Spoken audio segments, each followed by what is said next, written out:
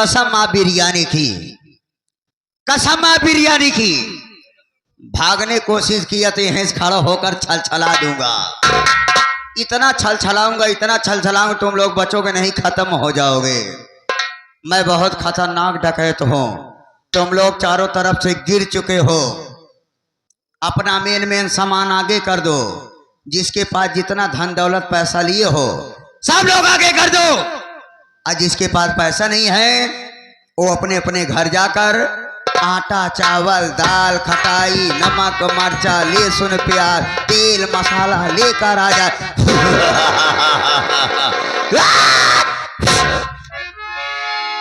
मैं बहुत खतरनाक डकैत हूं। मेरा नाम डाको बटोरी उर्फे मोतीलाल। मोतीलाल बटोरी का आतंक बहुत खतरनाक है। मैं किसी से नहीं डरता, ना तलवारों की धार से ना गोलियों की बौछार से। बटोरी मोतीलाल डरता है तो केवल मेहरारू के मार से।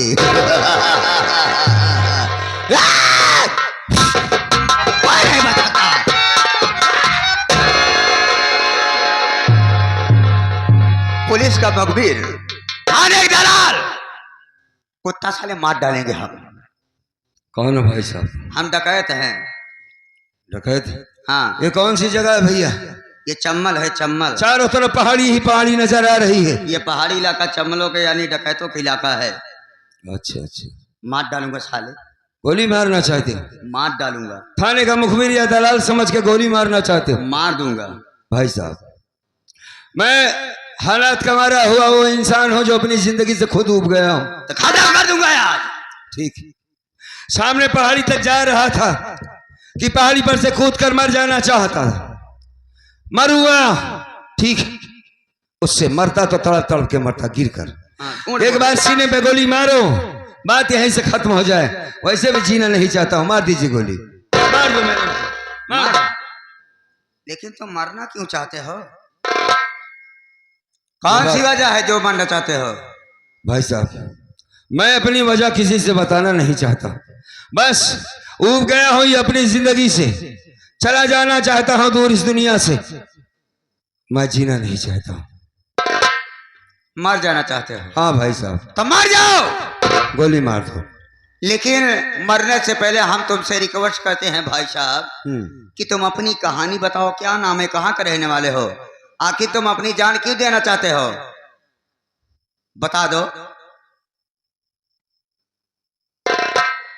क्या करोगे ये जानकर? हम तुम्हारी मदद करेंगे। मदद करोगे? जी हाँ। आज पहली बार किसी आदमी ने मुझसे इतनी अच्छे से बातें किया। हमने सुना था कि डकैत बड़े खुखार होते हैं, देखते ही गोली मार देते। मैंने कहा मुझे गोली मारो बेचारा, मेरा राज पूछ रहे हैं तो क्यों मरना चाहते हो? भाई साहब, हाँ। मैं काजलपुर से आया हूं। शहर से काफी दूर है काजलपुर। अभी अभी अपने पत्नी की चिता में आग लगा के आ रहा हूं बाबा। अब इस दुनिया में हमारी पत्नी नहीं रही, उसको मार डाला गया।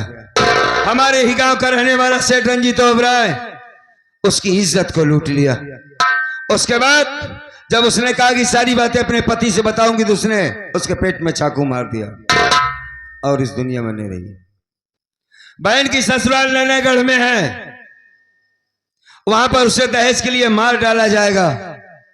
वॉशिंग मशीन, मोटरसाइकिल, 50,000 रुपए नगद की मांग है। ना तो मेरे पास पैसे हैं, दहेज देने की रकम है, और ना ही सेठ रंजीत ओबराय से सामना कर सकता हूं मैं। ऐसी जिंदगी जीने से बेहतर इंसान को मर जाना चाहिए भाई साहब। अपनी जिंदगी से उब कर आया हो इस पहाड़ी पर। आखिरी बात, या तो तुम मुझे गोली मार दो मेरे भाई, या तो मुझे पहाड़ी पर जाने दो। मैं मर जाना चाहता हूँ, जीना नहीं चाहता हूँ। मर जाओ। हाँ। एक बात हमें ये बताओ। हाँ भाई। कि अगर तुम मर जाओगे तो क्या तुम्हारी पत्नी का आत्मा को शांति मिलेगी? नहीं मिलेगी। अगर अपनी पत्नी का आत्मा को शांति देना चाहते हो तो उठा लो बंदूक का बाना, उठा लो बंदूक का बाना, और जो रास्ते मैं बता रहा हूं वही उसी रास्ते में चले हो। आज के बाद ये समझो कि गरीब का कर्मा मर गया। मर गया? गरीब का मर गया, वैसे ही तुम मरना चाहते थे। आवाज के बाद जिंदा हो गया। डाकू कर्मा से, डाकू कर्मा से, डाकू कर्मा। मिटा दो उन हस्तियों को जिसने तुमको बर्बाद किया है। जितने पैसे की आवश्यकता है हम तुम्हारी मदद करेंगे। और आज के बाद तुम हमारे गिरोह के सरदार बनोगे और हम ये डाकू बटोरी मोतीलाल आपके साथ ही बनेगा। अच्छा, एक बार भी नहीं सोचा कि मैं झूठ बोल रहा हूं कि सच बोल रहा हूं? हमारी हकीकत क्या है? हाथों में बंदूक दे दिया, भरोसा किया है मुझ पर। जी सरदार जी।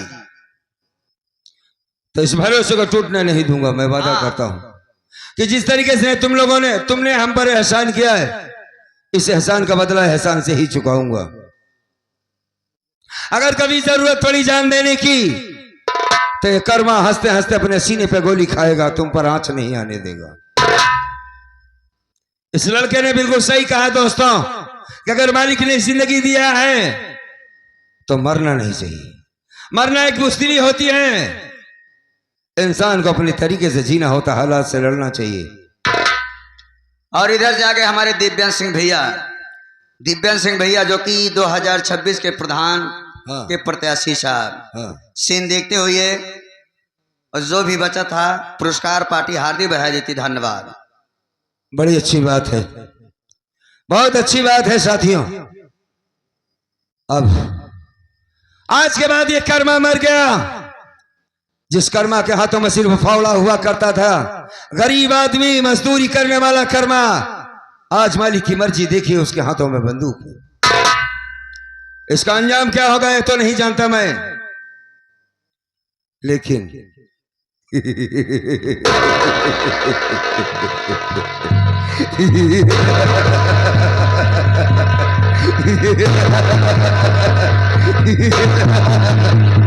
मर गया कर्मा, मर गया कर्मा। उसका एक नया जन्म हुआ है डाकू कर्मा सिंह का। आज के बाद हमारे जीने का सिर्फ एक मकसद होगा, सेठ रंजीत ओबराय की मौत।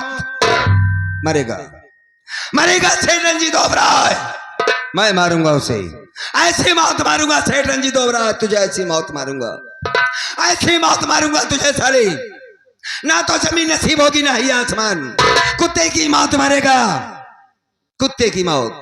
इतनी गोली तेरे भेजे में मारूंगा साले, इतनी गोली मारूंगा कि देखने वाला ये कहेगा कि इसका सर है कि मधुमक्खी का छत्ता है।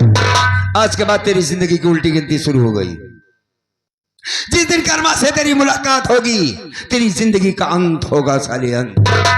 रही बात पूरे काजलपुर वालों की, रंजीत ओबराय के तलवार छाटने वालों, आज कर्मा के साथ ऐसा हुआ है, कल तुम्हारे साथ होगा। कौन बचाने आएगा तुम्हें? कर्मा मरने से पहले एक अच्छा काम करके मरेगा। सेठ रंजीत ओबराय जैसे कुत्ते को इस दुनिया से मिटा देगा। मरो साले, मरो कीड़ों मकोड़ों की जिंदगी जीने वालों, याद रखना। आज कर्मा के साथ हुआ, कल तुम्हारे साथ होगा। कोई बचाने नहीं आएगा तुम्हें। घुसे रहो घर में। आज इस कर्मा ने बंदूक उठाया है तो इसका अंत भी होगा। ये डाकू बटोरी लाल और मुत्ती लाल भी तुम्हारे साथ रहेगा। ये कैसा नाम है यार तुम्हारा?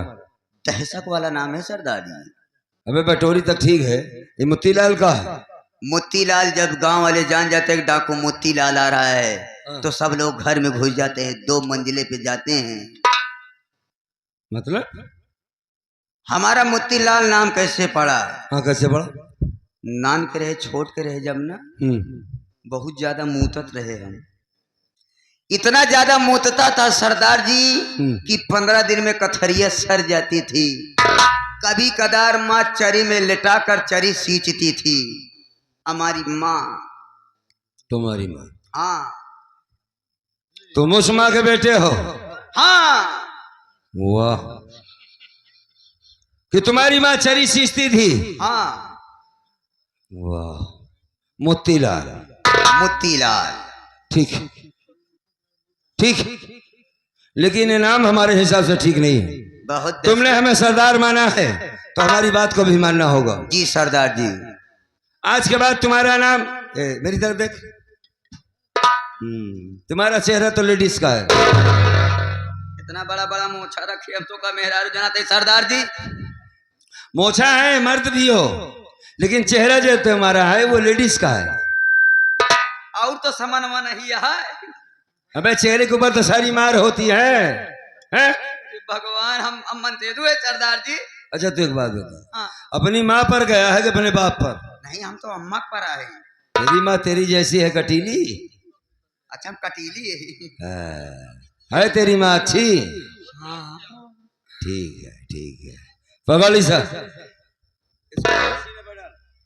सीना डाल दी। आज के बाद तेरा नाम डाकू हसीना होगा। ये मुत्तीलाल और टट्टीलाल नहीं होगा। रख। अबे जैसे औरतें रखती हैं। आप सही जगह पे पहुंचा। डाकू हसीना। हाँ डाकू हसीना उर्फ सन्नो रानी। उर्फ सन्नो रानी है। हाँ। ये भगवान क्या करे परी। अबे बेवकूफ, जैसा जैसा कहूंगा वैसा वैसा करना होगा। अच्छा मेरे साथ एक डायलॉग बोल। डायलॉग का? गांव में जब बच्चा रोता तो माँ कहती है बेटा सो जा वरना डाकू हसीना आ जाएगी। बोल। डाकू हसीना नहीं आएगी। हाँ? डकुई हसीना आएगी। चल ठीक है डकुई बोल। लेडीज में वो नाम होना चाहिए ना। हाँ ठीक है ठीक है। जब गांव कोई बच्चा रोता है। सही है ना? हाँ बे। जब गांव कोई बच्चा रोता है तो माँ कहती है बेटी सो जा बेटा सो जा, वरना डकुई हसीना आ जाएगी तो तेरा सारा मूत पी जाएगी। हाँ उई माँ रहबे मुँह में तू आएगी तो सारा मूत पी जाएगी। तो अरे साले लूट कर ले जाएगी ऐसा बोल। तो तेरी सारी चड्डी बनियानी लूट ले जाएगी। हाँ एक भी हग्गीस नहीं छोड़ेगी। हाँ सारी हगीस खा जाएगी। साले कचड़ा नहीं। देख अभी जितना भाव तूने बताया एक औरत के अंदर होता है। हाँ जी। ज्यादातर लखनऊ की हिजड़े के अंदर होता है। हाँ। ये जो तेरा टैलेंट है इसको तुमने बाहर निकाला है। ये जो कशिक है। हाँ मैं समझ गया। ये टैलेंट मैं जानता था कि तेरे अंदर होगा। निकला टैलेंट बाहर। चल हंस हंस। हंसी।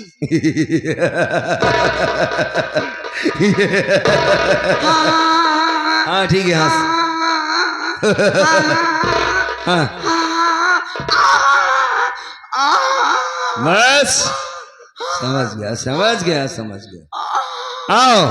आओ यहाँ से चलते हैं। सबसे पहले तुम्हारे कपड़े को चेंज करवाते हैं, उसके बाद हमें क्या करना होगा हम तुम्हें सारी बात बताएंगे। कपड़े भी लेना पड़ेगा। तो समय कितना भी नाजुक हो जमाना याद आता है।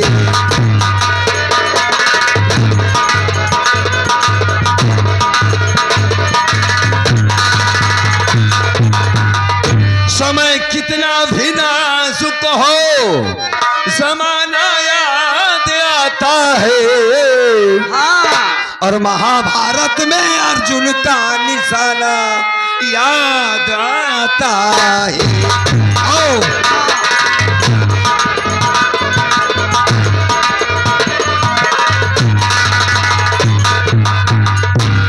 अब मैं थोड़ी देर बाद क्या आराम करती हूँ, उसके बाद क्या करना है घर में क्या नहीं करना है फिर सोचूंगी। ओम